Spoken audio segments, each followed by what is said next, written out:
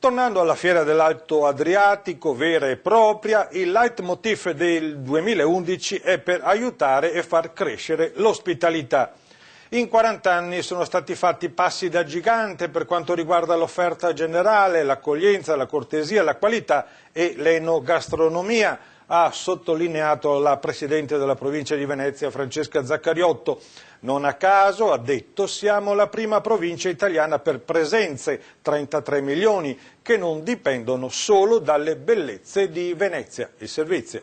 Presidente, un piano strategico per il turismo che si inserisce in un particolare e difficile momento proprio per il turismo. Si parla tanto e si discute e si critica la tassa di soggiorno.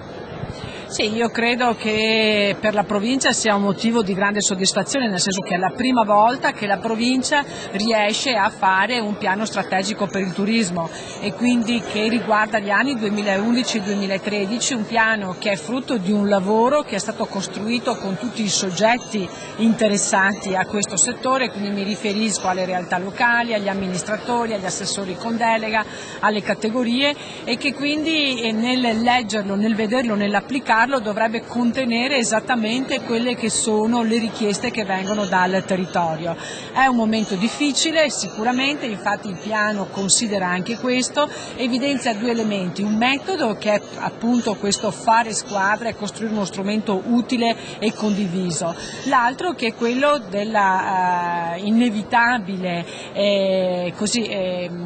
come si può dire anche contestazione che gli stessi sindaci fanno e hanno evidenziato nelle varie opportunità di incontro che ci sono state, dove effettivamente vengono sempre meno quelle che sono le possibilità economiche per poter non solo avere turisti ma assicurare anche ai turisti quelli che sono i servizi, le infrastrutture, le strutture necessarie a tenere alta quella che è la qualità dell'offerta turistica.